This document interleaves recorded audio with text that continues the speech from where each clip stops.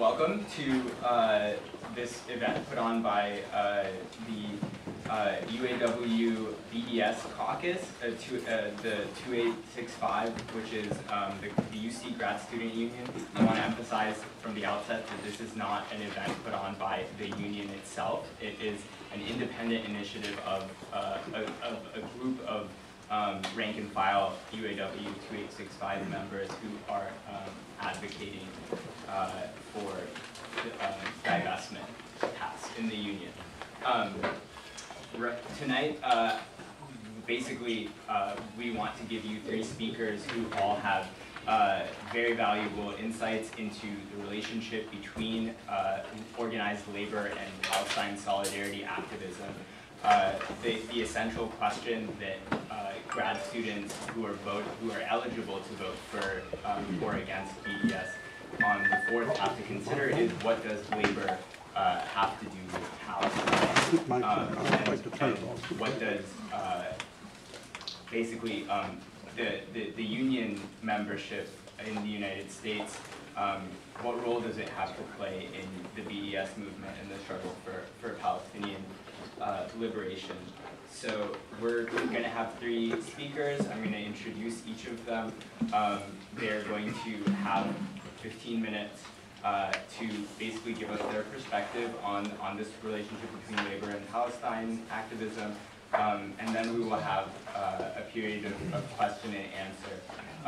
I want us to, I'm going to be moderating the question and answers very mercilessly. Like, this isn't the place for sort of sectarian squabbles. This isn't the place where you know, you can air your grievances with the Palestine solidarity movement. This is a place where we are going to be discussing these very specific issues that the speakers are going to enlighten us on. So first, I'd like to introduce Lara Kiswani.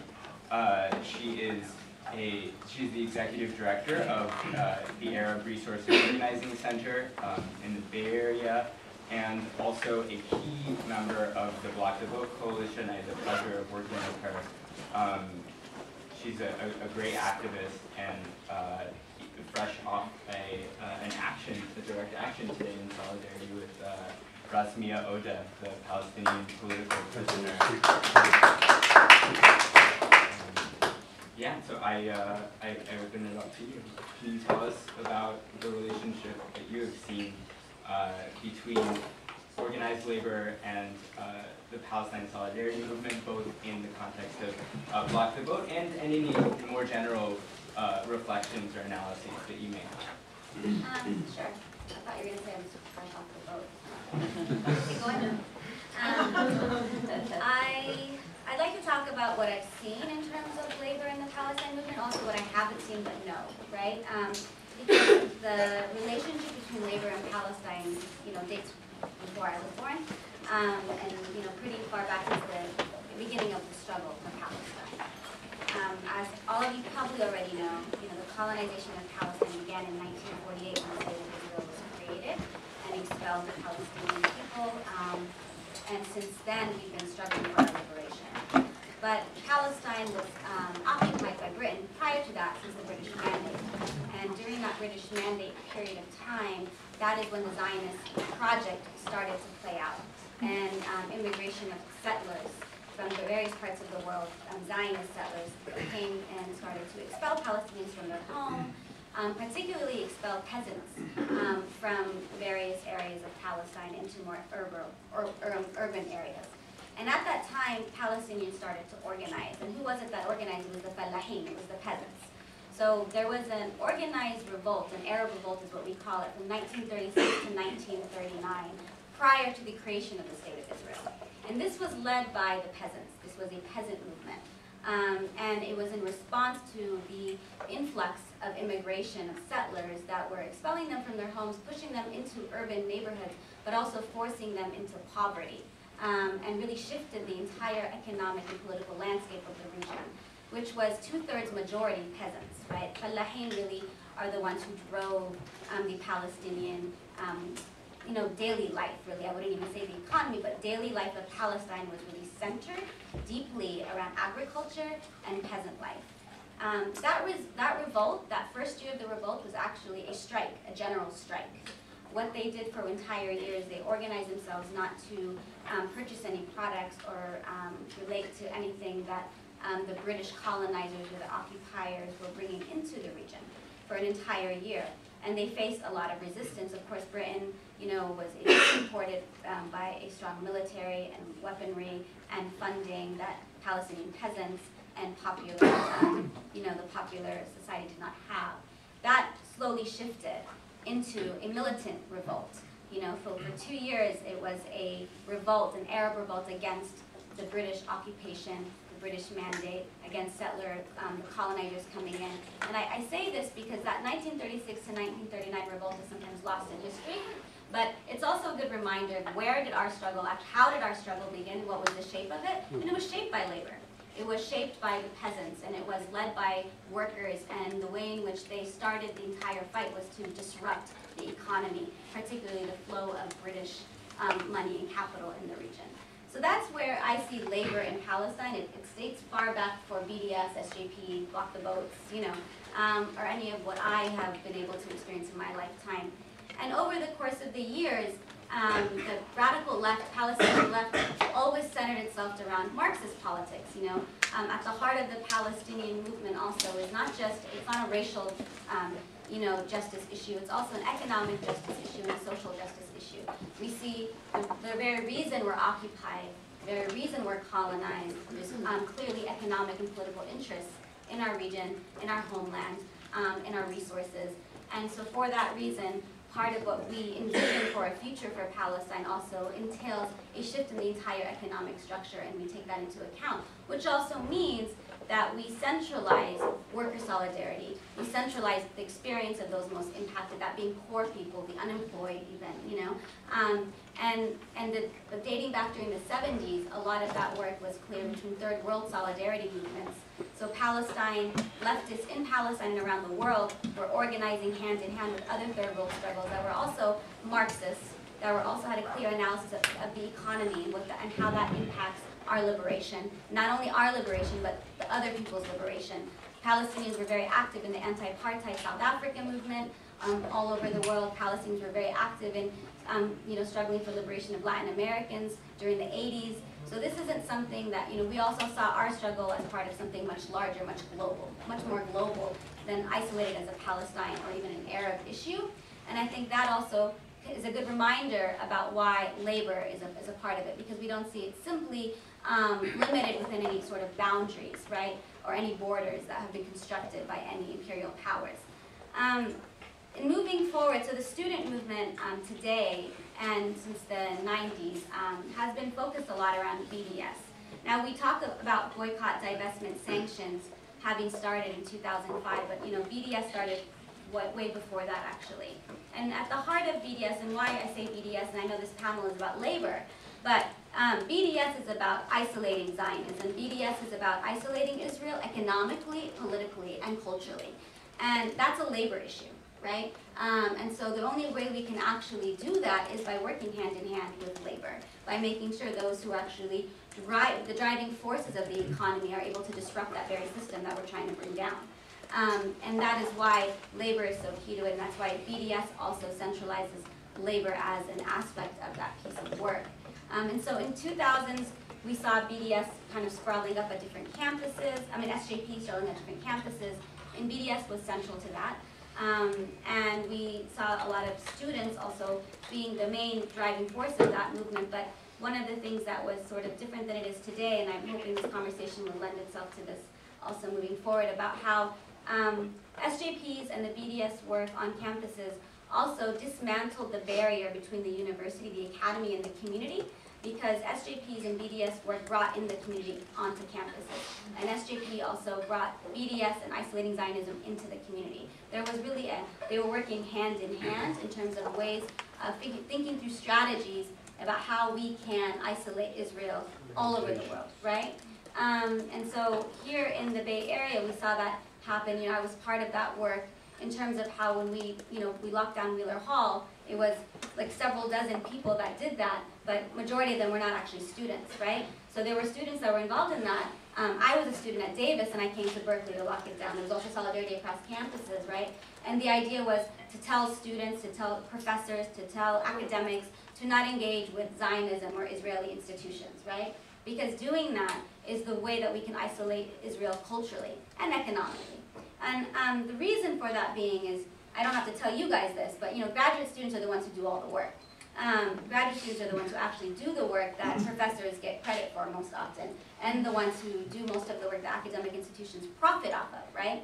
So if graduate students and undergrad students even were to disrupt that system, whether it be by not, participating in an event where there's Israeli academics, I think BDS shouldn't just be limited to the points that have been brought out internationally.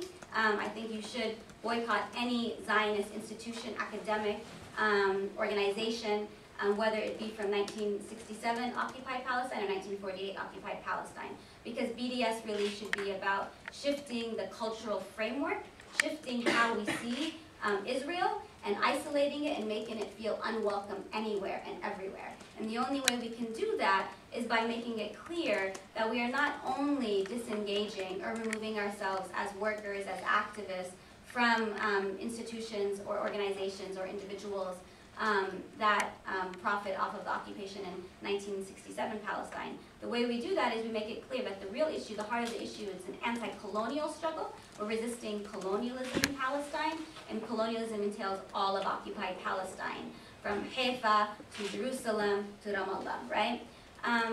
So moving forward in terms of how we brought this type of framework into the Block the Boat work, which is what I'll talk about and I'll try not to talk too long, but so the Block the Boat work, when the recent assault on Gaza created an outrage in our community, as the Arab and Palestinian community specifically.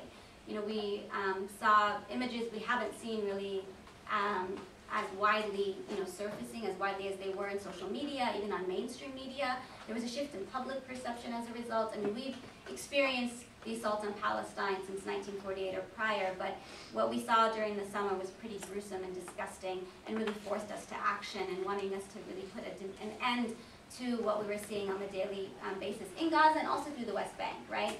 So we came together and we mobilized various protests to the streets. We had mass mobilizations.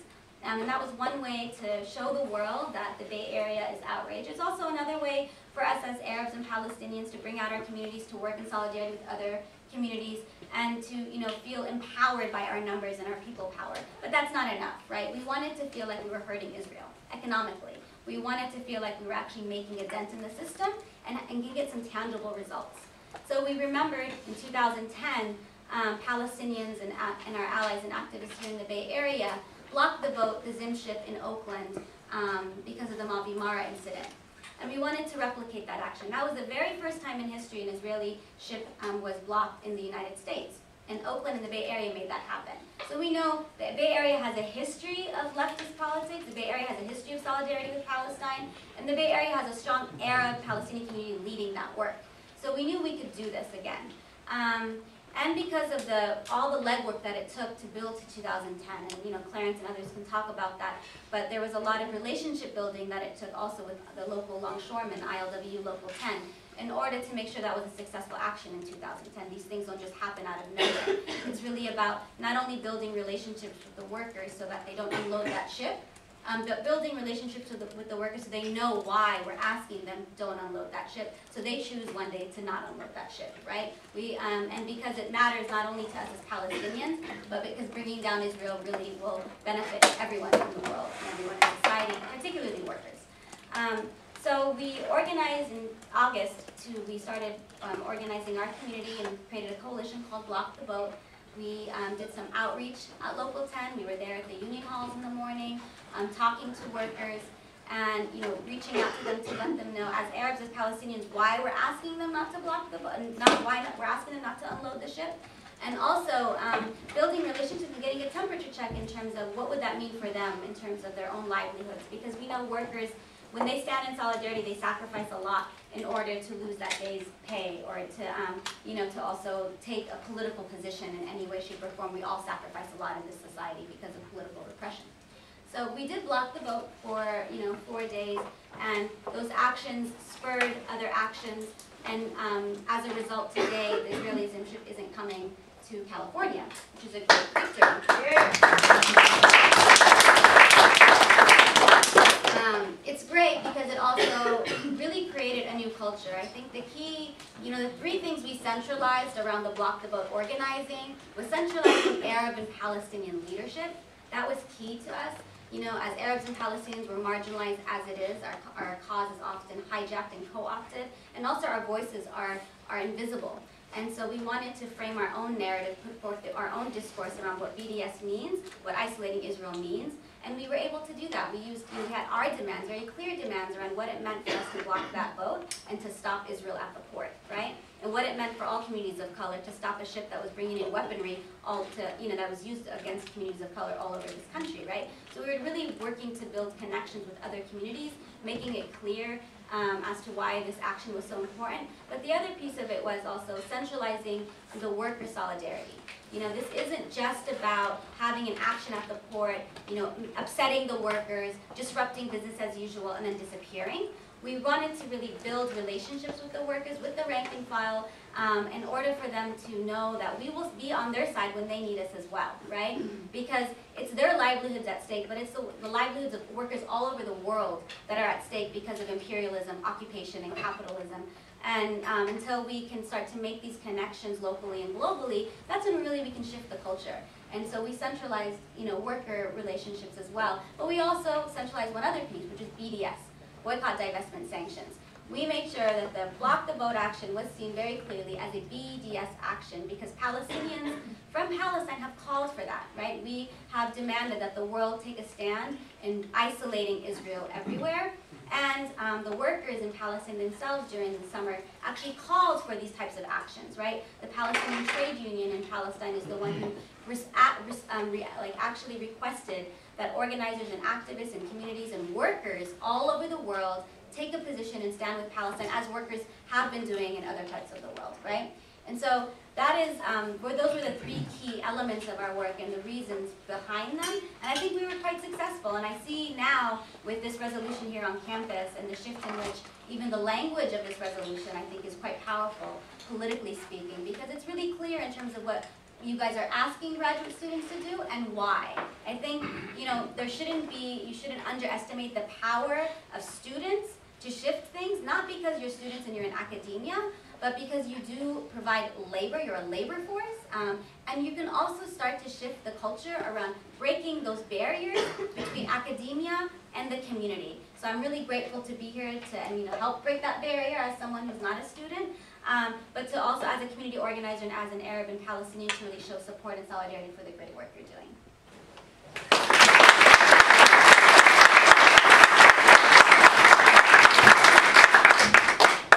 And questions, comments, etc. for each of the speakers, we'll all do that at the end. So we'll hear from all of the speakers, and then we'll be able to discuss as a group. Next, I want to introduce Clarence Thomas. He is a veteran longshoreman with the ILWU Local 10. That's the longshoremen's union that was instrumental, essential in the Block the Vote actions that Lara was talking about. This summer's Block the Vote protests, as well as other protests, have basically used the atrocities that Israel commits as a springboard from which to really reach out, make connections with other struggles. Clarence, can you talk to us about the history of not just Palestine solidarity, but solidarity with social justice causes around the world in Local 10, as well as in your experience, the labor movement more broadly? Okay, well, first of all, I'm going to stand up. And I want to acknowledge the organizational efforts of the rank and file of the UAW here, because I think that as far as I am concerned, I'm here today speaking as a rank and filer. Although I've been in the ILWU for nearly 30 years and I'm a third generation longshore worker, But before I go on, we have ILWU members in the room now. Those who are ILWU members, would you please stand or raise your hands, please?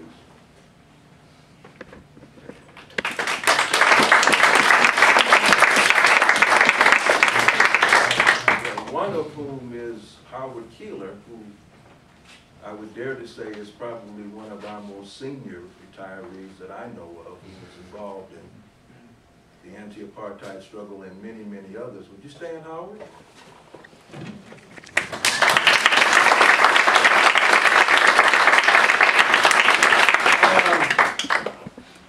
I think it's important for me to first say that the ILWU Local 10 has not taken a position with respect to what's going on in Gaza, and specifically the Block the Boat effort.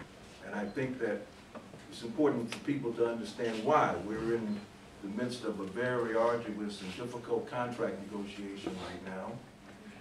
And a decision was made many, many months ago by our membership not to entertain any outside resolutions, put all focus on the contract negotiations. Some of us disagree with that, but that's what happens when you have a democratic organization, which ILWU Local 10 is. I think it's important also for people to understand that ILWU has changed over the years. I mentioned Howard, and there are others here, who had a much more leftist tradition. Many of our members today are like union members all over the country. They're very, very happy to have a union job. Many of them really don't grasp how they got these good benefits because of the fact that things have changed. And it's up to us, those who are left, to try to teach these younger members about ILWU traditions. To start, I think it would be good for people to understand in this room that the ILWU, since its inception, has taken the position that actions on foreign policy and foreign affairs are built on the belief that international labor solidarity represents the cornerstone for social justice and economic justice for workers all over the world, including the ILWU. We can talk about specifically what happened on the 16th. People refer to a picket line. This wasn't a labor organization. This was a community solidarity.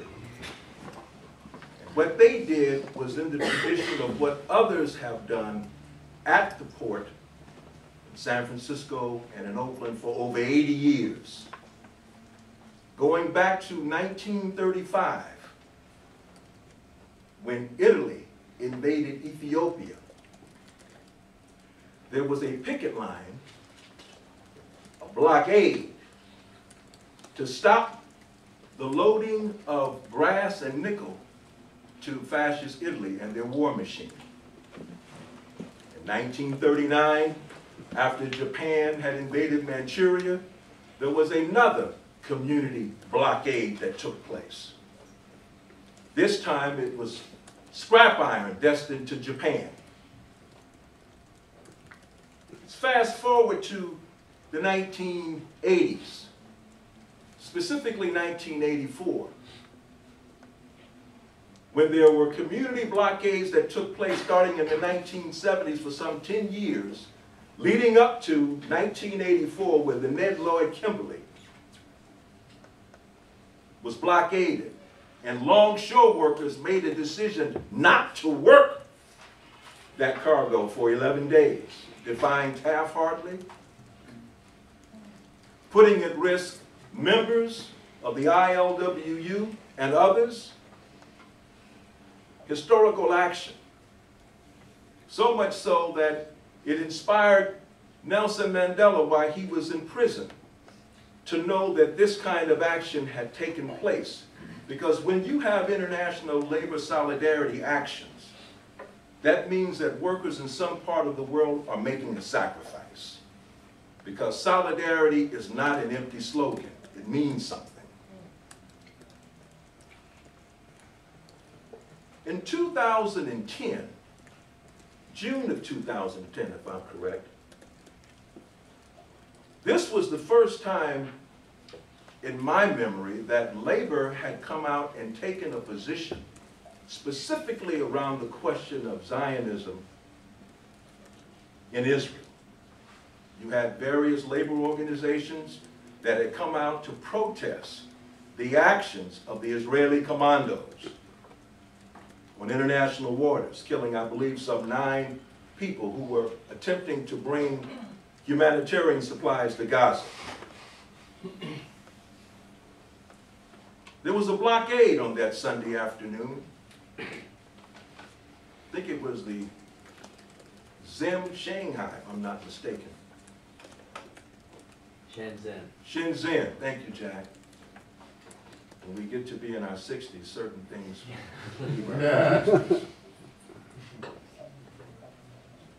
And what was significant about that was we had not taken a position on that matter as a local.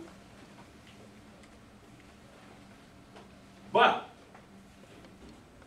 ILWU members acted in the tradition of those who came before them and did not cross that blockade that day.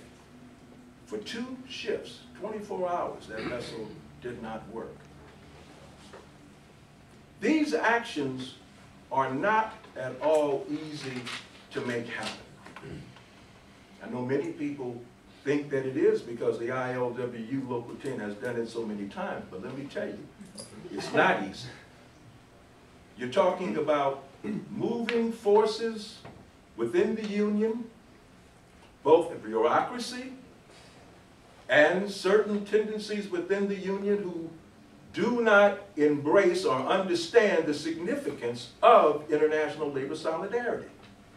It's one thing to read about something or to hear people talk about it, but it's another thing to really understand it. And when you do that, you have to engage in struggle. And it's not easy. I had the opportunity of meeting Lara for the first time in August. There were some other comrades, Monado, who we had worked with in 2010.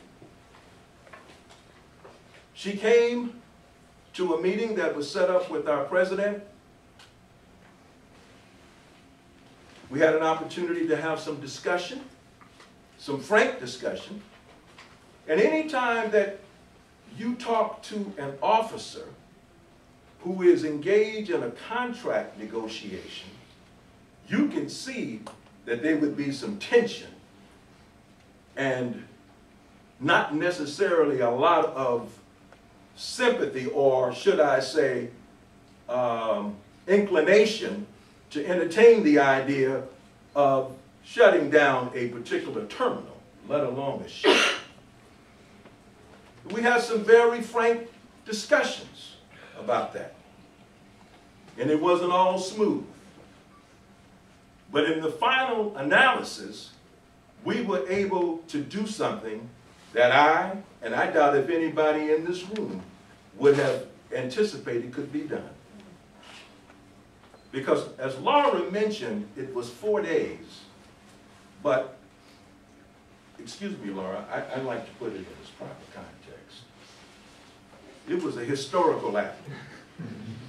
Because when she first came to us, the discussion was centered around one day, on a Saturday. One day. And it started out very positively with some 5,000 people. And I know because I was a part of that march, all the way from the BART station to SSA. It was a very important mobilization because many of our own members had known very little about the struggle in Palestine. Before it was all over, leading up to the culminating event, ILWU members who had iPhones were following that vessel. Perez, is that correct? They were following it because in the 10 days leading up to that action, when the mobilization first started, people had a chance to not only grasp what was happening in Gaza, but also to relate what was happening to our own brothers and sisters in Ferguson, Missouri, making the link between the two struggles. It's important for people to understand that ILWU Local 10 is a predominantly African American local. And I think it is important because over the years, with the radicalism that has come out of that local, a great deal of it has involved African American longshore workers, who historically have been some of the most militant workers in the United States. Some of the first black unions organized were in the South with longshore workers. Longshoremen are some of the most important workers in the world because we make an impact on the global economy. It's very simple. In order for the capitalists to make money, that merchandise has to be taken off that vessel. We make it happen. But it doesn't end there, because longshore workers also have a conscience, a very high degree of social conscience. And we've seen this play out many, many times with ILWU Local 10, and even with Local 13 in Los Angeles. I was very surprised to learn that on the last Zim visit that came, they had shut down for 24 hours.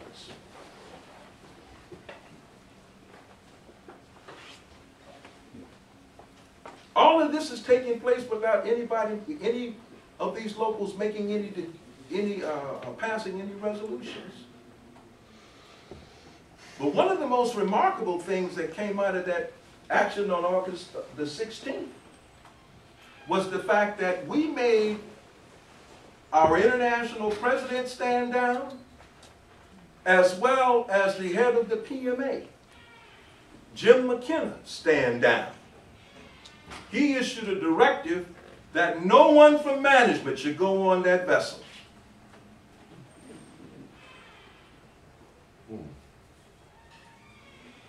We used the excuse or the rationale that it was a matter of health and safety initially.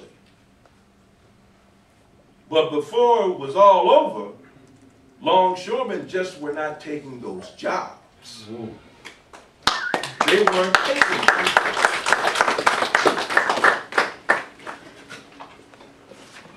What happened? What changed? Well, there's nothing like struggle to bring people together.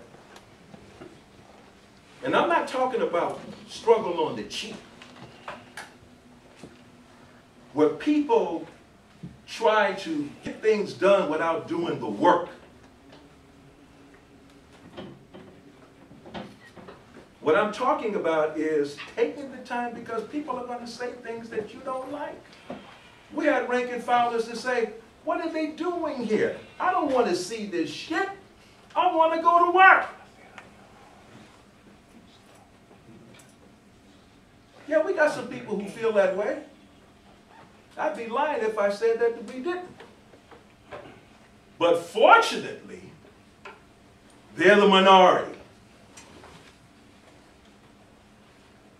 And many of them came to understand the relationship between why we took that solidarity action on the 16th and what happens to us here in this country. I had to remind longshoremen that they got longshoremen in Gaza who can't go to work. Because the Israelis deny people in Gaza self-determination. They can't work a ship because they're not allowed to have a port. No airport. International trade is essential to any society. Israel has it.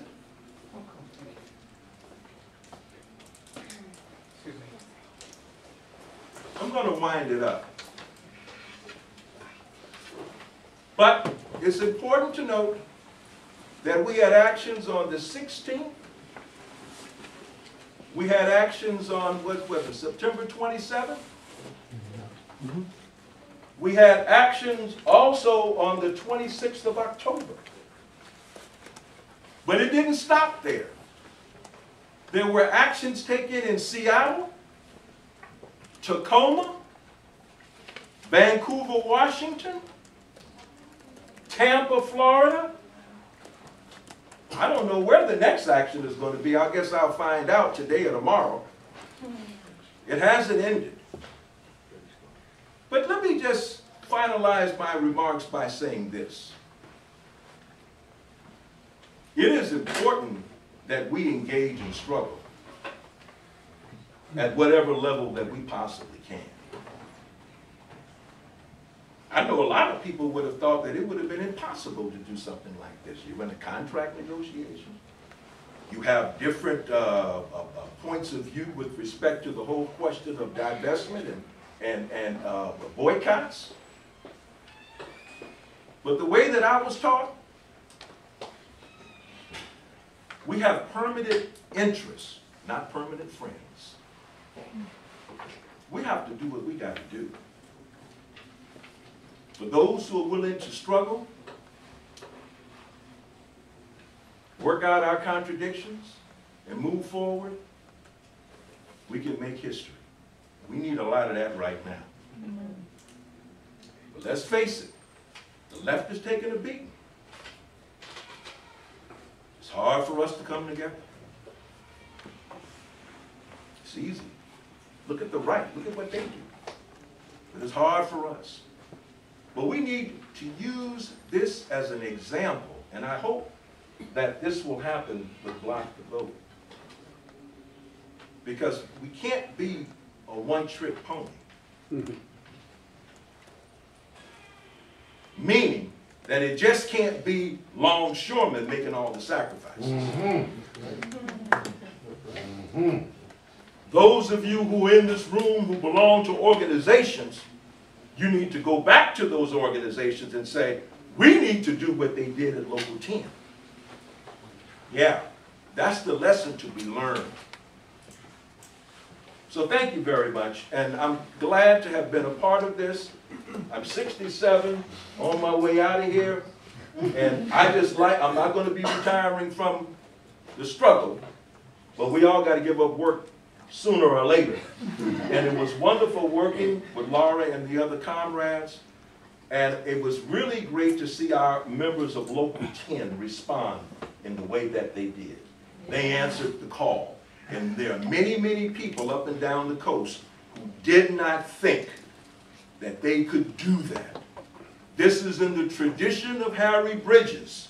This is in the tradition of countless others within the ILWU who have stood up and taken strong positions on matters of economic and social policy, international labor solidarity, and have taken a lot of heat for it. So thank you all for your attention.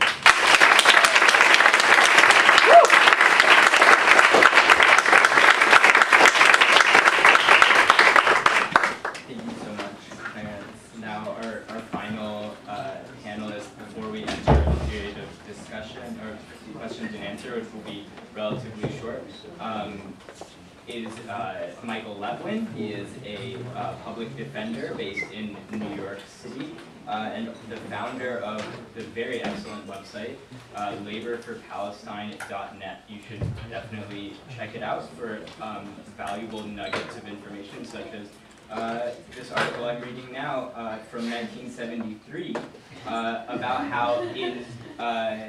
in Detroit, actually, 2,500 Arab workers picketed UAW, or a dinner that UAW was at in order to pressure the union to drop its Israel bonds.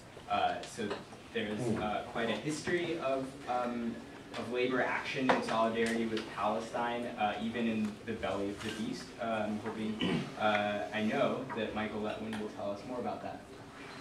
Thank you. So, welcome to everyone. It's a pleasure to be here today with Lara and Clarence. It's an honor, really. And I bring you greetings and solidarity from New York to UAW 2865, to Students for Justice in Palestine, Block the Boat Oakland, ILWU Local 10 members, and everyone who has played such a critical role in driving Zim ships out of the Bay Area, which is a real pleasure to be able to say. And by the way, the same thing seems to be happening in LA Long Beach, Block the Boat there, and Block the Boat Tampa is having growing success, despite the fact that it's a different union there, it's a different situation, much harder, and yet they are having, it appears that there will be no more ships in Tampa from the Zim lines this year at the very least. And so you all deserve tremendous credit for being at the cutting edge of boycott, divestment, and sanctions.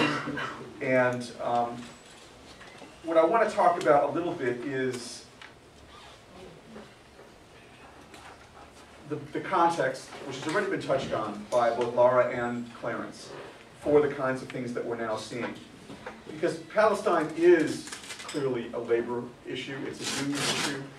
As any anti-colonialist, racial justice, or labor rights movement should be. Because after all, the most fundamental principle of labor, and this is specifically mentioned in UAW 2065's own materials, is that an injury to one is an injury to all. And so it shouldn't be a big leap to figure out why Palestine is a labor issue. And it's also important, as Lara pointed out, that the boycott of Israeli apartheid is not just about 1967. It's not just about that occupation, although it is about that. But it's for Palestinian rights and self-determination throughout historic Palestine, including an end to the military occupation of the 67 areas, equal rights throughout historic Palestine, and perhaps most important, the right of return for the 70% of the Palestinian population that is in forced exile. And most specifically, it's our own government's weapons that are being used to maintain this system of apartheid and oppression. Gaza is the most obvious example, but that's true throughout the region, and it's certainly true throughout historic Palestine. And we need to remind ourselves that American workers in this country pay a tremendous price for those policies, as well as our Palestinian brothers and sisters throughout the region there. Whether it's the cost of U.S.-Israeli wars in blood, in money, and in the fact that those wars just keep going and are used to beat workers in this country over the head all the time. But unfortunately, and really unbeknownst to union members, Clarence touched on this, labor officialdom in this country has invested for many decades billions of dollars in our union pension funds, or of our union pension funds and retirement plans in State of Israel bonds that actually and actively encouraged the United States government to provide the money and the weapons to oppress Palestinian workers and to ensure Israel's role as a watchdog for U.S. domination throughout the oil-rich Middle East. And unfortunately, and I say this as a member of the UAW to my fellow UAW members here, that the international UAW is one of the worst offenders in this regard. And that's the article that the brother here just mentioned from 1973, that as long ago as that time, Arab UAW members supported by African American UAW members had to protest the fact that the international UAW was a major supporter of apartheid Israel and remains that to this day. And in fact, that action, along with ILWU Local 10's 2010 action, were the only notable labor opposition to American labor officialdom support for apartheid Israel until the most recent events, including Block the Boat Oakland and now the UAW 2865 resolution. And for all these reasons, All of Palestinian society, as Lara mentioned, including its labor organizations, have called on the world to support BDS, and most specifically called on labor to support BDS. Essentially a global picket line. And again, any labor organization worth its name will be supporting such picket lines. That's what picket lines mean. And that also dovetails with the growing academic and cultural boycott of Israel, and which also calls for an end to all three tiers of Zionist apartheid, not just the 1967 occupation. Now, I'm proud to say, I'm glad to say, that this movement, this Palestinian-led BDS movement, it has growing support from labor internationally, especially COSATU, the Congress of South African Trade Unions, but also the trade union movement in the UK and many other countries.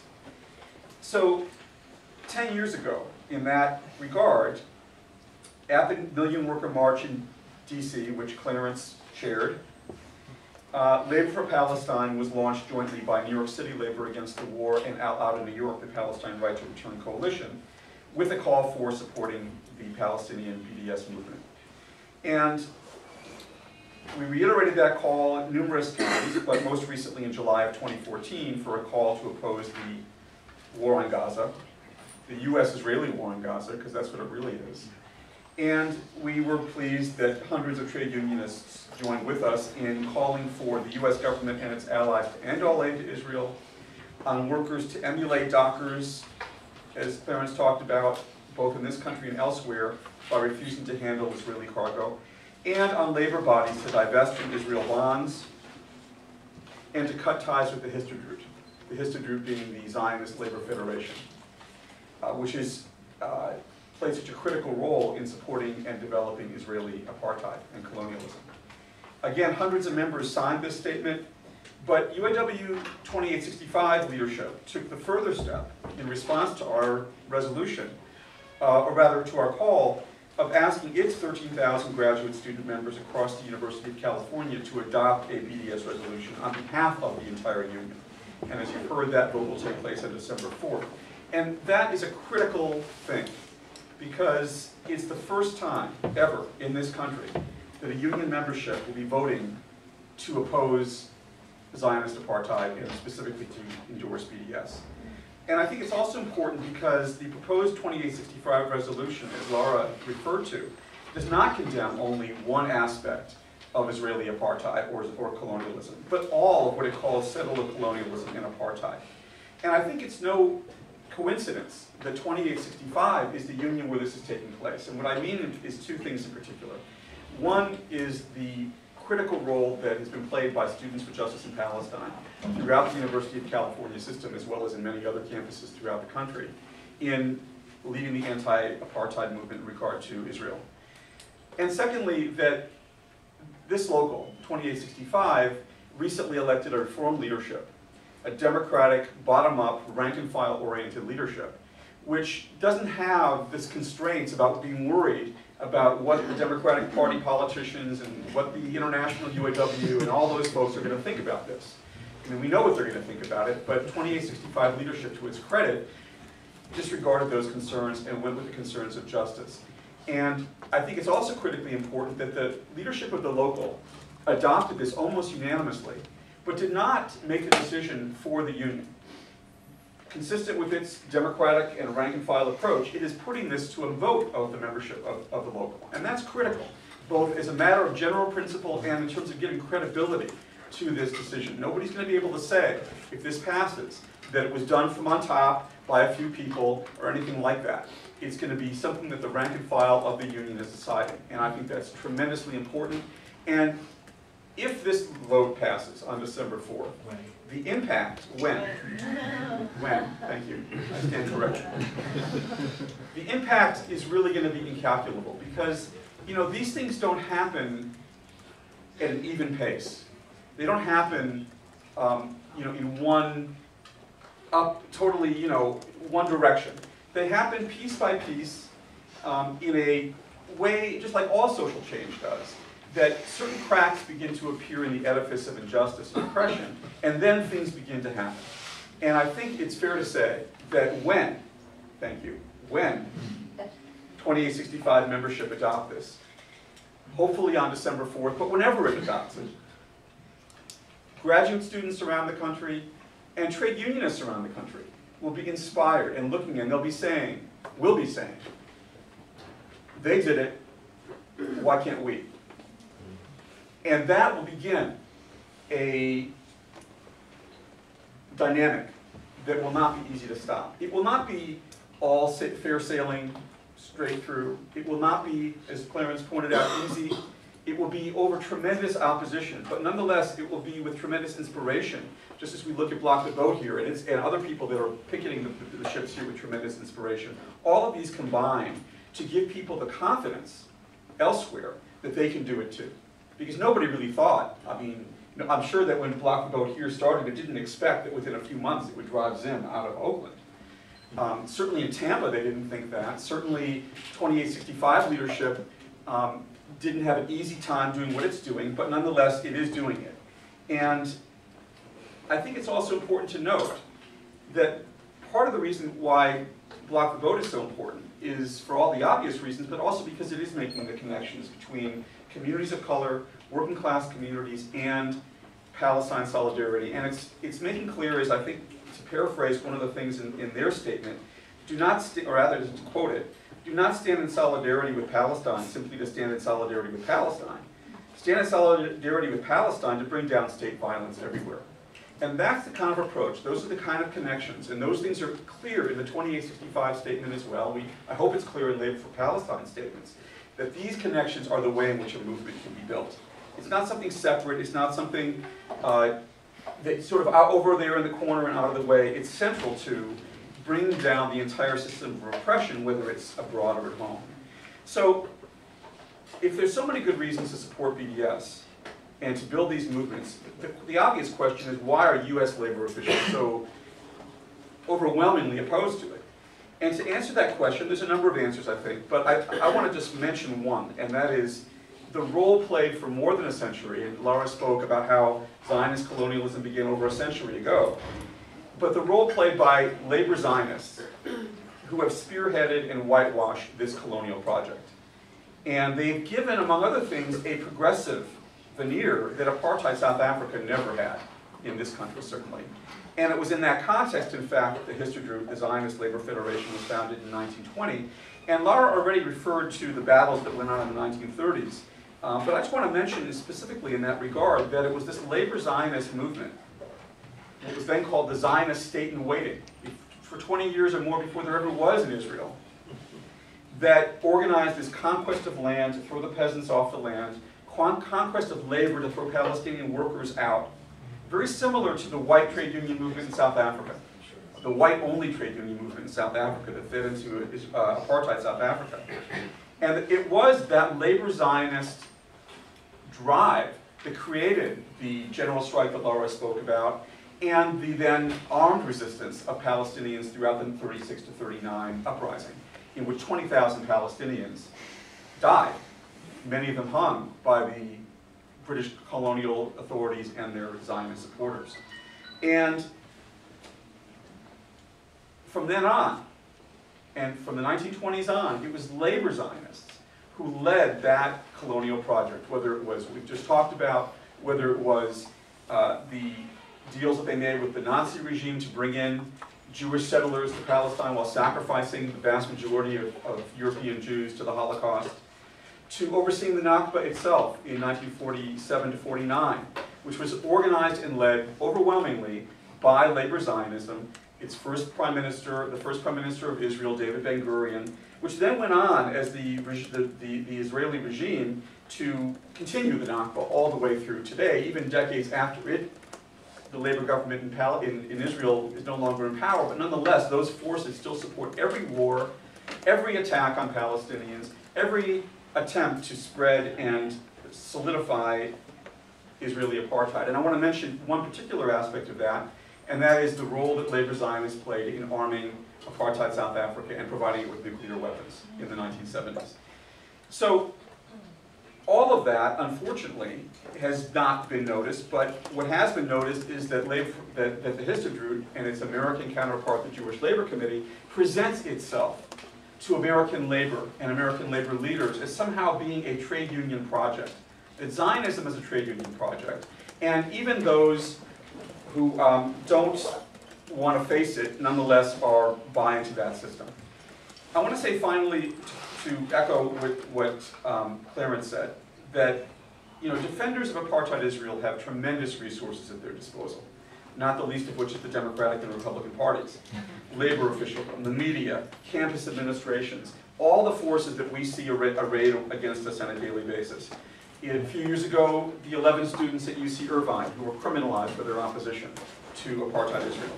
Stephen Salaita, a professor who has just been denied his job at University of Illinois Champaign-Urbana, and now, as Lara mentioned, the conviction of Resmia Odeh. But I want to also say that we in this room, despite all of that, and those of us who are outside of this room, in this movement, nonetheless have more power than they do, including a long and honorable tradition of social justice activism throughout the University of California.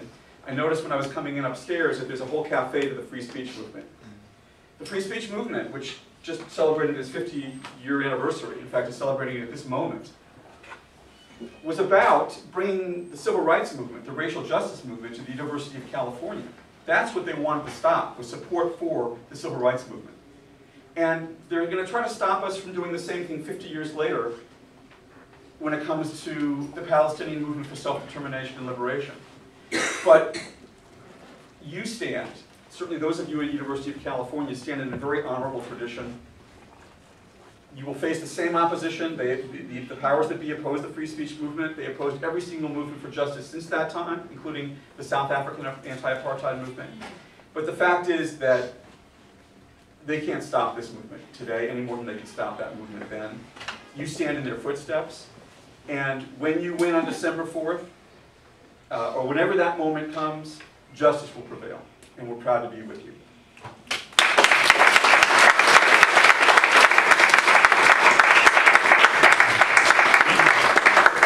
Before we open it up to audience questions, I wanted to ask if any of the panelists just want to offer any of their thoughts in response to the other panelists.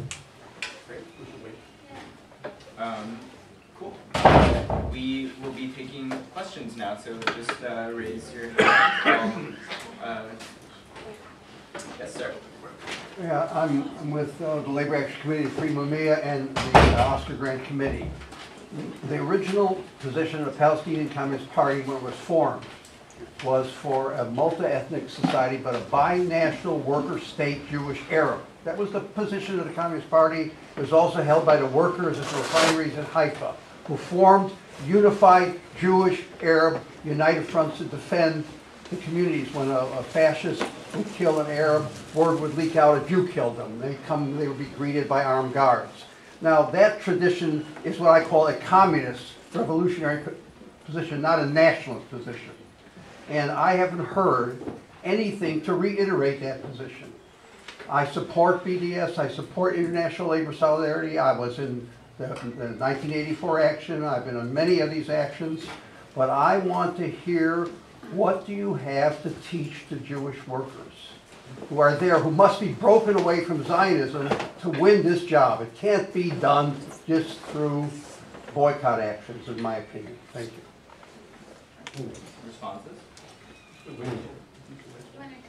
A round of questions and then respond. Sure, we can do that. Yeah, I would just add, I mean, I think you all touched on this to some extent, but sort of, what do you see the specific impact of changing the stance of American labor being? Why should people care? Why should our members care? Beyond sort of the moral question of the justice of the cause, but what will be the sort of effect on the Israeli state or on sort of relations on the ground? Oh. Well, we'll see. Do we have more questions right now? In the back? Yeah, so this question is probably mostly for Clarence. I mean, we've heard a lot about what labor can do for the Palestinian movement. I want to hear you talk a little bit about what people, consider themselves Palestinian solidarity activists can do to reciprocate that solidarity back to ILWU specifically, or just to labor in general. And I say this in the context of your contract negotiations and the PMA releasing all of these statements, trashing you guys in the press, and the slowdowns and walkouts that have been going on. Is what can we do to reciprocate all of the support that you've given us? I think that's enough for the first round of responses. Please. So just in response to the Jewish-Arab, I actually reject that dichotomy because there's Arab-Jews, right? So it's not so much an Arab-Jewish issue. There doesn't need to be an Arab-Jewish binational state. I do believe at this moment we are struggling with colonialism, and so long as we are facing a colonial state, the struggle, first and foremost, is an anti-colonial struggle, and we need to end the colonial state. And I don't have anything to teach Zionists. I think that's a job of other people who have that energy and interest. Where I'm interested in doing is really empowering my community, empowering the Palestinian people, being a part of a national liberation movement to bring down colonialism, which in of itself would lend itself to a more just society, economically, socially, and racially. But I do hear your question. The other thing is about the impact. I think the impact on the labor movement at large, if we were to shift the role that labor is playing right now around Palestine, first and foremost, it's just for the labor movement itself, it's reclaiming your own power, right? It's taking ownership of that, because I think one way that they win, state repression and state violence wins, is it actually controls what we do or don't do in our own self-censorship and what we think, how we can take action, right? So a lot of the labor movement now is co-opted by Zionists, and that's because we let it be co-opted by Zionists, right? So shifting that in of itself would empower labor to take very political positions, not just around Palestine. And then, for Palestine itself, the labor movements all over the world have been, America's far behind. The United States is very behind Europe, Latin America, and other parts in Africa, right? Everyone else has been taking strong positions. Labor workers have been taking strong positions. The U.S. is behind because of Zionist control and because of hegemony and the way in which state repression sort of co-opts our own ways of thinking and how we can or not take action. Reciprocal action, I want Clarence to answer, but I'm also interested in finding out how we can support labor in their current struggle too. Oh, well, first of all, let me thank you, because I think this is very important for our rank and file members. I know that Block the Vote, at the behest of Lara, has sent a letter to ILWU Local 10. We had an executive board meeting last night, and I had mentioned to our president of the expressions of solidarity with regards to our own struggle. And this doesn't fall on deaf ears at all, because I just want to remind people of the actions that took place at the Port of Oakland with respect to the coalitions, the ILWU Local 10, with the Occupy movement, and with the local in Longview around the question of EGT and the brother who was shot in the face with the canister. Was some 40,000 people marched to the Port of Oakland. Those are the kinds of things that I mention to the rank and filers when they pose questions as to why is it that we should embrace these struggles. They need to understand how it's all connected, because many of them don't understand it. So you have to teach them, and it's not easy, because people have a sense of entitlement now with the lack of living wage jobs today. Sometimes they get confused as to who their loyalty should be to, and it's up to us to remind them of that. The other thing is, what is it that you can do? First thing is, let's start the chatter, let's start the discussion in the community. Let's send emails, say we're ready to stand by and do whatever is necessary right now. The employer. See, one of the things that I tried to stress to the rank and filers, and our leadership heard it loud and clear. We are involved with SSA and other employers, and it was SSA where that ZIM ship was.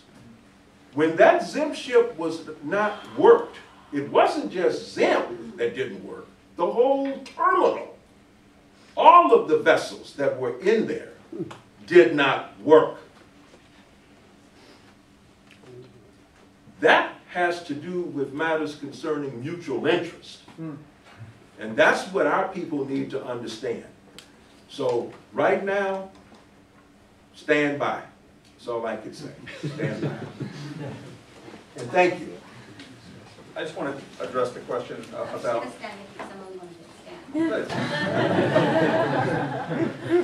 stand.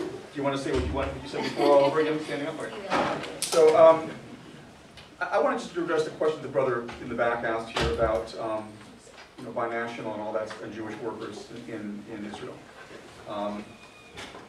I guess I want to just take a step back and say I think that the U.S. left, as well as the labor officialdom, has traditionally been disoriented about Palestine. Thank you. And one reason, as we talked about, is labor Zionism. That influenced one part of labor in the left. But frankly, another was the fact that the Soviet Union and the communist parties that followed it in 1947 supported, in fact called for, the partition of historic Palestine, and supported the establishment of the Jewish state, in quotes.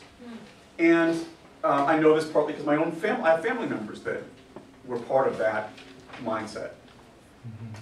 And in fact, I mean, Jewish communists in historic Palestine, for the most part, fought as part of the Nakba to establish the Jewish state, and signed, by the way, the Israeli Declaration of Independence on behalf of the Communist Party of Israel.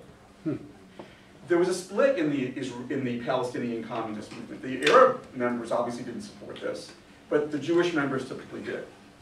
And so to me, the analogy is very similar to apartheid South Africa in that regard. Not so much in terms of the communist parties in particular, but in terms of white workers, for the most part, supporting the apartheid state. And the same thing, I think, is true among Jewish workers in historic Palestine, supporting the Israeli state. And so, yes, there were moments in the 1930s and early 40s when Palestinian and Jewish workers stood together against their employers. But for the most part, once the communist parties and once the Soviet Union supported the establishment of Israel, that totally ended and has never been resurrected. And I don't think can be resurrected any more than it can be resurrected in apartheid South Africa until there is a break by Jewish workers, if that ever happens, with Zionism and with the whole idea of a Jewish state, and for that matter with the idea of a binational state, because what binational assumes is that somehow there are two national groupings with equal rights to historic Palestine.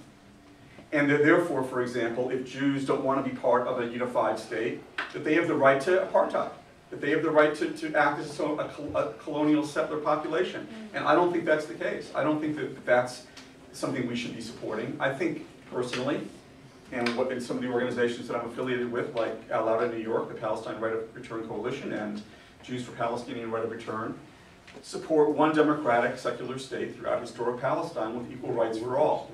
And I think that's the model we need to be looking for. That's the kind of decolonization that Lara is speaking about. What kind of state is that secular state? One democratic state. No, well, hopefully be a socialist state, but at the very least. Say that. But at the very least. But at the very least. Settle down, settle down. No, that's a legitimate point. I hear what you're saying, and I'm all for. I mean, I'm a Marxist. I'm all for a socialist state. But the point is that at the very least, it can't be an apartheid state. And to me, when you start talking about things like binational, you are talking about the idea of accepting an apartheid state, because binational assumes the right to separation, and that's an apartheid. And that right.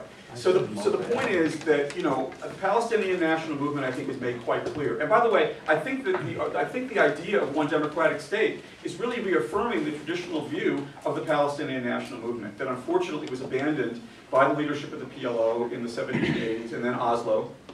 And we've seen where that's led us.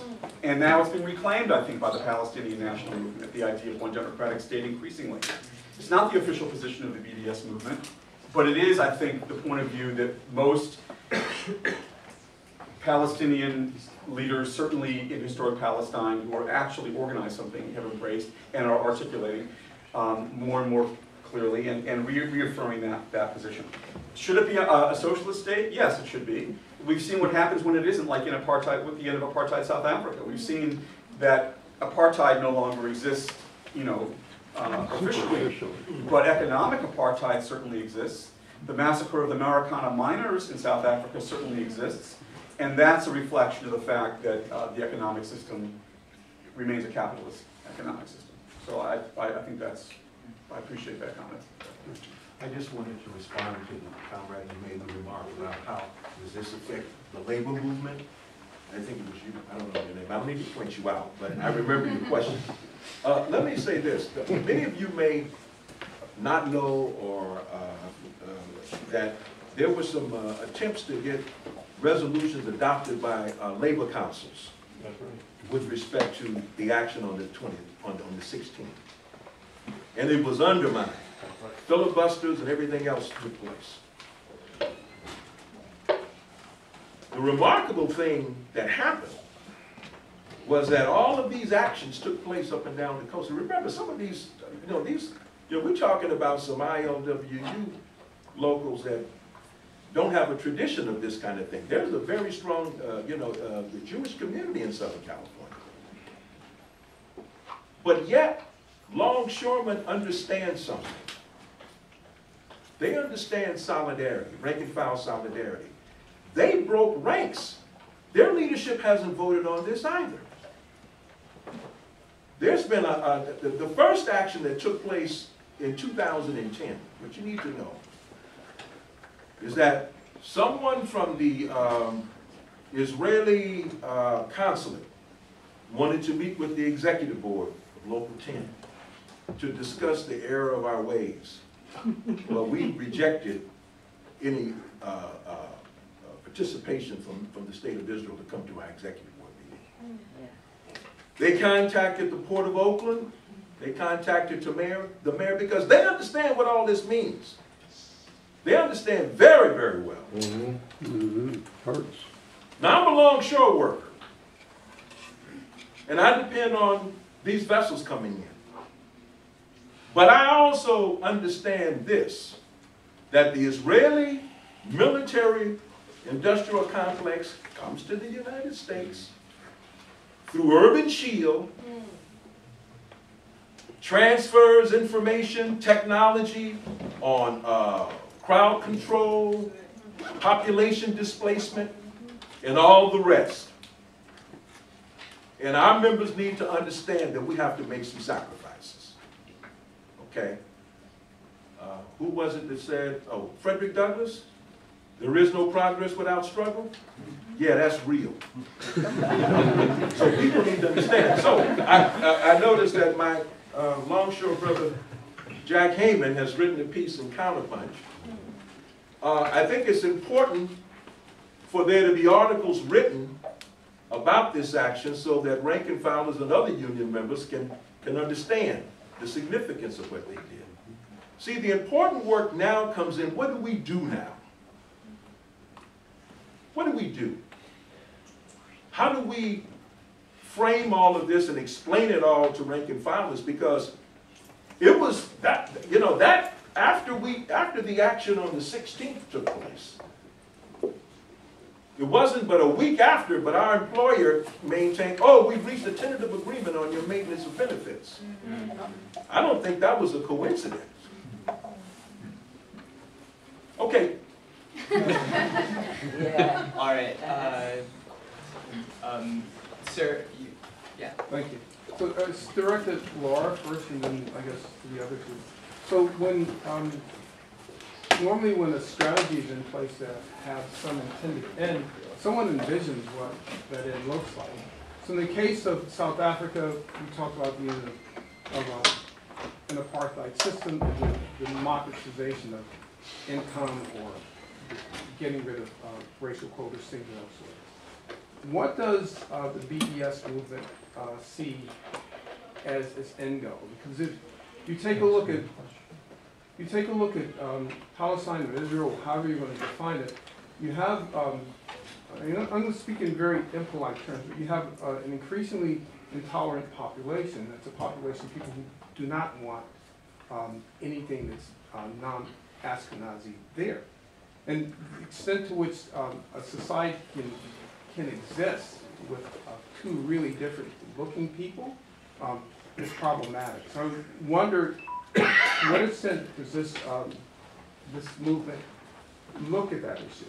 And the second goes to Clarence. And Clarence, in so many ways, like movements have been ecumenical, and like the civil rights movement in the United States, it gets all these other things involved. And sometimes it's like the core people within those movements that have pinnacles in the society worked outside of those their core group in order to get other people to see how things work in order to increase the power of that movement. I was wondering the same, does labor work in that manner on the issue of Palestine? All right, we'll take two more questions and then, Got the longshoremen here asking questions. Hold on, bud. Excuse me. yeah. So, Oh, sorry. Sorry, the guy. Go ahead. So Mr. Thomas, you mentioned that one of the main impediments to sort of international labor struggle is diverging interpretations of interest with regards to BDS. So do any of the panel members have any advice with regards to in addressing sort of the paternalistic sensibilities that exist within the organizations that you operate, to where some individuals start to co-opt the language and rhetoric of liberation and solidarity, when really what they're doing is they're depriving the Palestinian people of their own self-determination by sort of imbuing their politics with respectability politics. Like they start saying stuff like, well, I don't know how I feel about Hamas. I don't know if I can get down with it. And even more, sort of visceral example is with Ferguson. I've been organizing with the Organization for Black Struggle, and I've been to Ferguson several times in this fall. And one of the things that a lot of sort of nationalist circles, including Louis Farrakhan, is that why are y'all putting your hands up? They're going to shoot. So, but hands up, don't shoot is sort of what the local people of Ferguson have decided to employ. That's their self-determination. They're the ones who's getting, who's getting beaten, who's getting dogged by the police, by the Ferguson police. So they have the right to the self-determination to employ the tactics and means that they want to employ to address the circumstances of their neighborhood. So as far as like international, even outside interest, people coming into Ferguson, people coming into Gaza. Well, I don't know if anybody's coming to Gaza, but people, just claiming solidarity with the people of Gaza, but at the same time, sort of, talking a language that deprives them of their self-determination more so than the Israelis or, the Ferguson police could ever do. Because if you go in there and start talking about, well, this is what you need to do, this is how you need to start acting, and Ferguson is voter registration, right? Y'all have 12% of voter participation. How can we get down with the struggle if you're not even voting? Type of thing. So nonsense like that. Thank you. Advice. We'll take one more, ma'am. Yeah, mine is a bit more of a comment, and I think I'm definitely the voice of dissent in this room, so I appreciate your calling me. I am a rank and file member of the union. I'm Latina, I'm Jewish, I'm pro-Israel, and I'm really disturbed because I want to dialogue with people from quote-unquote the other side, and I really just feel a strong sense of hatred coming from the voices and from the language, and I understand that that's part of like the way that you have to speak to get your point across, but I'm just worried that we're kind of creating a microcosm on our very own campus of the kind of hatred that exists in Palestine and Israel. And trust me, I'm like the first to say that Israel is not a perfect country. Neither side has its hands clean. So I'm the type of person who would want to engage in a discussion. But I find it incredibly difficult to engage just hearing kind of the lack of balanced perspective from here, from the panel, and from the discussion as a whole, especially from the union. As a union member, I want to respectfully point out to Mr. Letwin that I feel that the process has been completely undemocratic on the part of the union by putting forth this resolution. It was sprung upon us over the summer. There was no consultation with the membership, and there's been a systematic ignoring and lack of transparency and trying to kind of weasel out anybody who has any kind of opposing opinion. Now, at the very last minute, we're going to have some sort of educational panel, but by and large, this has not been democratic at all. There has been no balanced perspective. If you look at the language of the resolution is extremely one-sided. The sources that it picks upon are very partisan. There's no attempt to kind of look at both sides and try to promote peace. And I think we should be trying to promote peace, and we should have these discussions in a rich way that actually uses our community here at Berkeley to, set at least a model and some sort of positive process that can actually spread larger and larger. But the language that I'm hearing from you guys, the language that I'm hearing from you guys. I don't excuse you. I think that Please. Don't interrupt her. Don't interrupt her. This is the type of stuff that makes it extremely, why can't we have both sides saying things? because they would drop in bombs. Beverly, She asked a question, Beverly, please. We don't need Excuse you. me, there's been plenty of one side, I would like to share my side. So I want to really point out that I don't feel that it's been a democratic Carry your process. I bunny. don't feel that the union has done a good job of bringing in multiple sides and respecting the voices and the rights of all of its members. I feel that it has been sort of taken over by a small minority in power. And this is kind of the type of just oppression that I think we're trying to fight against. And so it makes me really sad as a member who would like to promote peace and would like to engage in discussion. Then I also have to say it is very, very hard to listen to this and not think that this has something to do with Jewish identity. And I know you guys will say over and over, this is about Israel and this is about Palestine, but there's something here that I just find incredibly difficult. And I'm speaking as a single person, as my own emotional reaction to this, and I'm open to discussions about it. I'm not a single-minded person. I'm a person who likes could you just wrap it up? I will. I'm a person who likes to speak with other people and hear multiple perspectives, but I feel extremely threatened as a Jew by what you guys are saying. So you don't have to stop what you're saying. I'm not going to ever tell you what to stop saying, but I just want you to know that this is the type of reaction you're causing people like me who want to have a discussion and make peace, but the way that you're talking is so aggressive and it's so sort of subtly anti-Semitic that it's very hard for me to kind of be open and have an open discussion. Okay, great. Let's have I'm not our silent. panel respond to that. I'm sorry you feel that way. I know how it feels to feel uncomfortable and, oppressed and silenced and all of that as someone who's actually at the receiving end of it and not inflicting it. I think, Are you assuming that I'm not at the I think that's part of this kind of, your comment actually is related to the two questions that I wanted to respond to. See, part of the problem with the Palestine question, particularly on campus, is it always gets framed as this two-sided thing. And liberal democracy loves to make it seem like everyone has a right to speak, including the oppressor, alongside the oppressed. And I'm all for democracy. I don't think this form of liberal democracy really has a place in terms of your struggle and moving political things along. If we want to talk about democracy, if we want to talk about, to answer your question about what it is that we would envision given the hatred that we're seeing, I don't think we're seeing hatred. I mean, what we see in Palestine is a situation where you have people that are colonized by it's not two people. We're not talking about two different types of people living together who have different interests. We're talking about a people who are occupied, who are colonized, who in their daily routine includes bombing, includes settlements, includes checkpoints, includes torture, includes imprisonment. And on the other side of it, it's people who chose to come occupy that land, who feel uncomfortable with the repercussions of coming to occupy a land and facing resistance, right? So I don't necessarily have much sympathy for those who make a choice to settle in someone else's land and then feel uncomfortable about the resistance they're going to face. I do understand that as and maybe liberal Zionists here on this campus, you have a hard time understanding what that means. Maybe you've never been to Palestine, maybe you haven't experienced it. I think that's your job to educate yourself a little bit more about it. The other thing is, so in terms of what condescending. in terms of what I see around like what our vision would be, ending colonialism is first and foremost. I've never been, for me, the Palestine liberation struggle is not about statehood. I'm not fighting for statehood. I'm fighting for the liberation of my people. Before there was a state,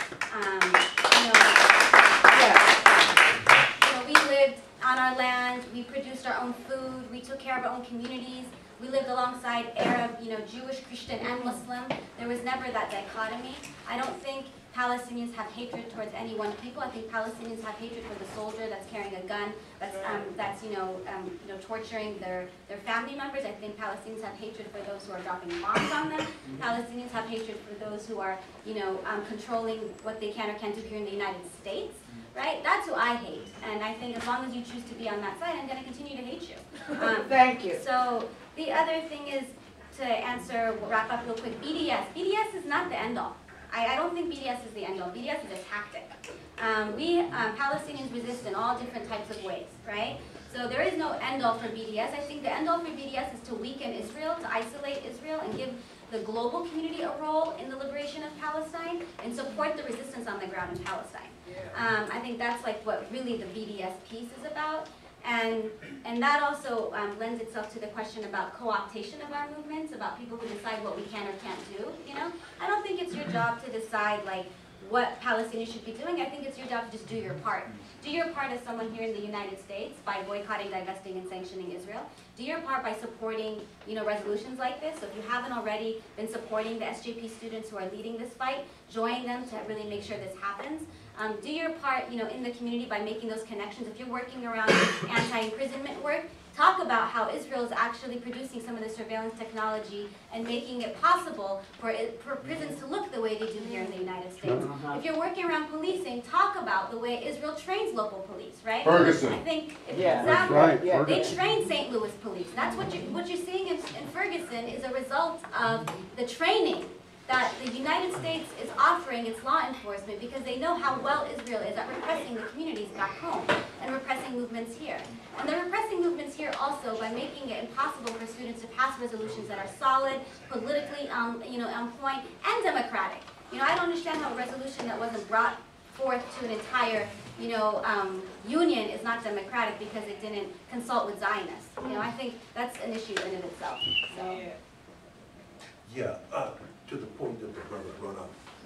You covered a lot of territory. But let me first of all say this around the whole question of co-optation. That's going to happen, but you want to know what? For me, the people in Palestine who say, hey, right on, Local 10, we appreciate what you did because you stood up for us in some real way. I want to call people's attention to something with regards to the ILWU. When we were mobilizing the anti-apartheid struggle in labor, ILWU Local 10 did a lot of things. We sent humanitarian supplies, medical supplies. We didn't send weapons, I don't believe. But we sent support. This material support. People don't understand. In a revolution, people play different roles.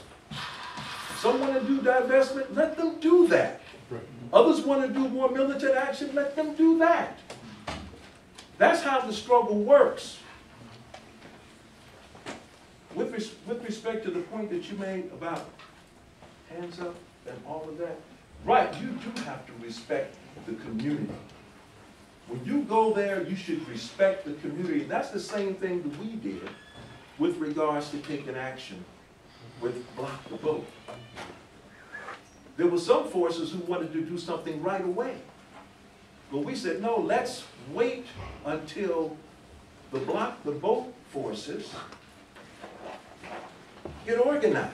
We don't want to jump out there without the Palestinian community. It doesn't have the same punch. It doesn't have the same relevance. We're working in conjunction, in coalition. This sends a message. Can labor stand up?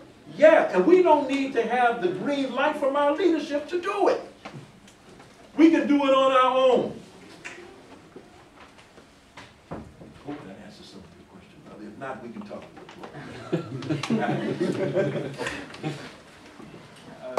Michael, did you have something to, okay. We're gonna take, this is gonna be the last round of questions. Sir, you've had your hand up for a while? No, to your right, I'm sorry. Yes. Thank you. Yeah. Thank you very much for calling on me. Speak up if you can. Do my best. Thank you, no problem with that. Do my best to make a decision. I'd like to start with the framework raised by the comrade and brother, which I don't know was addressed, and to, prior to that, just make a comment on the tactics that were used within labor on the block to vote. It can be characterized as filibuster, but I believe that the sharper and accurate portrayal of some of our council, the council I'm in, was that it was the use of some well-worn tactics of delay and divert. Actually, to refine it, it was the first tactic was engage and divert, and the second tactic was delay and divert. But moving to the question that was, I believe, clearly quite correctly clarified by Brother Thomas, is the issue of class, race, and national minorities. And then the question of are either different points of view of the U.S. labor leaderships, either inadequate or traitorous and betrayal, right? Those are the range. I think the maximum view is the broadest view, inadequate, right? Is how there's been an absolute, in my view, speaking now about the questions I can, of the color line and the national minorities, the traitorous and betrayal, right, of the struggles, right, of colored folks, right, around the issue of Ferguson, around the issue of mass incarceration, and around the issue of immigration. And so there has been an absolute, either inadequate, but in my view, a betrayal of our class around issues of economic defense, right, and the correct application in the labor movement of race, class, and national minorities. And would welcome any thoughts. In the striped shirt in the back? Yeah, so I first of all, I want to apologize because I've already spoken, so bear with me. But I needed to address the comments that the sister who's now left made earlier. I was at I'm not a member of the Joint Council of the Union, I'm just a rank and file member. I was at the Joint Council meeting that she maintains was undemocratic. I also am a Jewish member of the Union, so let's make that clear also. I didn't feel that anything about that meeting was undemocratic. I didn't think anything about that meeting was anti-Semitic. In fact, we spent the majority of that 4-hour meeting addressing proposals put forward by the single pro-Zionist member who was at the meeting. Out of 80 or so people or 60 or so people in the room, there was one person putting forth proposals for the the anti-BDS Caucus. And those were all thoroughly entertained. Some of them were approved even, but they were all put forward by that single member who was there. So the idea that the Joint Council didn't entertain proposals from opposing forces is just blanketly false. Most of the time of that meeting was devoted to listening to the voices of opposing people to the resolution. And again, I want to stress, I am an American Jew. I have been working with several Palestine solidarity actions and movements, and I have never once felt any anti-Semitism directed at me or directed at Jews in general. So I just want to make that very clear, at least from my personal perspective. None of what she said was accurate. So. Sometimes the truth for some people is anti-Semitic, so. Sometimes people crazy. You got it. So a phrase that stood out to me very strongly is in the panel is the phrase "bringing down Israel." So I wanted to know: is a yes vote on this UAW measure a vote against the two-state solution? Is there room for the two-state solution inside the position of the UAW, or the position of the UAW seeking to do it? That's actually more of a question for us, and we can answer that immediately. So my name is Seth.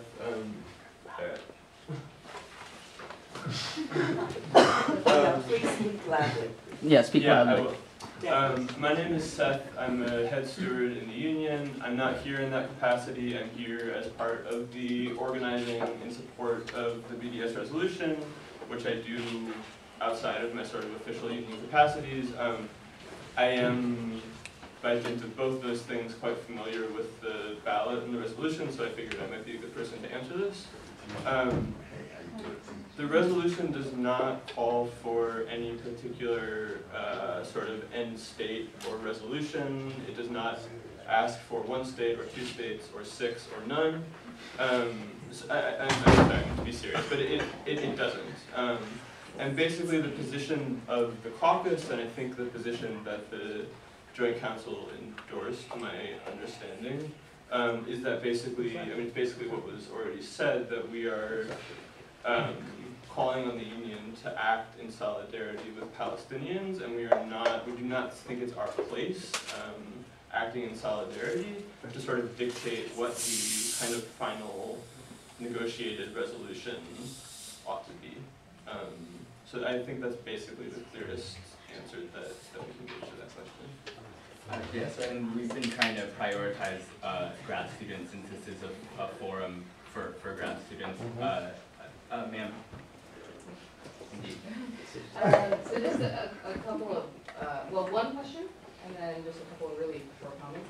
The question I have is just about, in terms of doing this in solidarity with workers, so I'm just curious, I don't know how many are familiar with those of you in the union probably are, and union leadership of the letter from the California Teamsters that made a really strong statement about how the aligning along with the BDS is very harmful to workers, and used extremely strong language saying that it's antithetical to most basic principles of the union movement because it undermines the employment of the many, many workers or union members who are part of these companies that the BDS is pushing to divest from. So I'm interested in understanding how you sort of reconcile with that, and this is just a sort of union rivalry thing, or if there's something that, or how you actually deal with this issue of this really undermines workers' livelihoods. That's my question. In terms of comments, just two really quick comments, since the lady who spoke about the democratic process isn't here. I don't think she was just talking about one meeting. I think she was talking about the process over the last few months. There's a website called Informed Grads that goes over the entire process over the past few months, and there's been a lot of problems with the process. That's one comment. The second comment is that you mentioned that this is not about hate, but then you proceeded to say that anybody who's on the side that you feel is pro-Israel do hate. So it's not clear to me how you separate out the hate and the not hate. So those are my two questions. The first question, I'd be happy to have any of you and all of you answer. Okay. That's more than enough for you guys to have at it. Yeah, let me respond. I think the piece you're referring to that was written by the Teamsters, I think that might have come, I had seen something to that effect in 2010. Oh, well, okay, well, I heard it in 2010, too, after the Zim action. You know, these are just contradictions within the labor movement. On the question of race, in particular, police repression, police brutality of the black community, people of color, the labor movement has been very reactionary. You could say they've been recalcitrant to embrace the fact that they don't see, by and large, they don't see this as a working class issue. I'm an African American. I was one before I was a trade unionist. I bring these issues to labor all the time. And sometimes there's struggle around that. And the same thing can be said about the Palestinian question. You know. Now, the problem is, you don't have the same types of rank and file traditions inside some of these locals unions, like the Teamsters. The Teamsters is a great union, but it's top down compared to what the ILWU tradition is. We can do things that challenge our leadership when the rank and file decides it's time to move. Those kind of traditions don't exist. So now we can have some discussion about these things because of the fact that they've been successful. This is not the first time. So when these things happen, I mean, now it's happening in LA. That's the LA Long Beach. That's the largest container port complex in the United States of America. Number 19 and 21 in the world. When you have these kind of actions, everybody has to take note of it. Why is it happening? Do you think that you can bomb and kill people with impunity and nothing's going to happen to you? That's what I'm talking If about. workers don't stand up, that happens. So my response to you is that we got to deal with this with the Teamsters. Yeah, but it ain't going to stop nothing. Words versus deeds. Okay? They talk that smack about they don't understand it. It's cutting off. You know what? Yeah, there are some jobs in jeopardy. I remember when we took the action. I remember when we took the action with respect to the Occupy movement in conjunction with the ILWU around the EGT. It was KTVU come up to me and says, "Do you know that today you're causing truckers to lose a day's pay?" I said, "Is that true?" I said, "Well, that same argument, I'm sure, was brought up during the Montgomery boycott. Do you know that you're causing jobs to be lost? What does that say about our struggle?" Okay? So, these are the kinds of discussions that we're going to have in the labor movement. Hopefully we will. But yeah, but that's something they've been saying for a long time. Okay. Thank you. Yeah. Appreciation and respect. Okay. What Clarence said.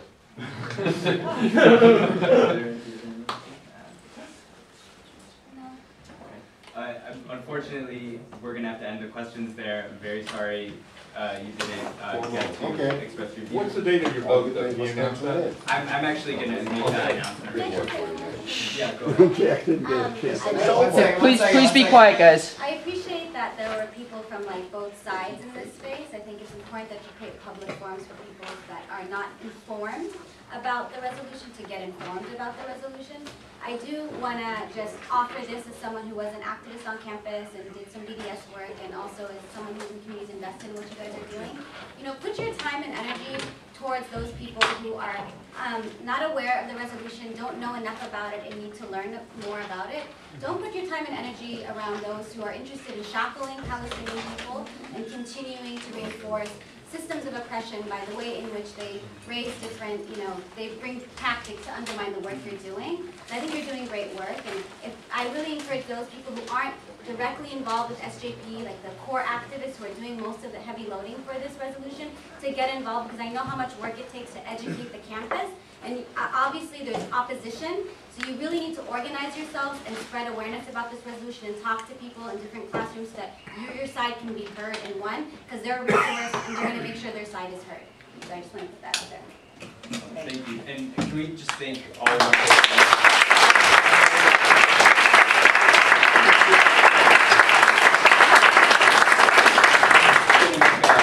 very quick series of announcements. The date of the vote is December 4th. There will be polling places on every UC What day of the week? What day of the week is that? Sorry, Is that a Sunday or a Saturday? yeah, it's a weekday. And for those of you who know about this, if you guys have probably heard about, we talked about political repression. Most of you have heard of Kiswani, our elderly activist community organizer, Palestinian women in Chicago, who's now been detained. And they go to verdict. We have a fundraiser for her on Friday in Oakland at at Oak Stop at 7 p.m. You can go to ArabOrganizing.org to learn more. But please learn more about her case, and if you can be there on Friday, spread the word. There'll be music, food, and speakers, including someone from Palestine talking about prisons in Palestine. And they want to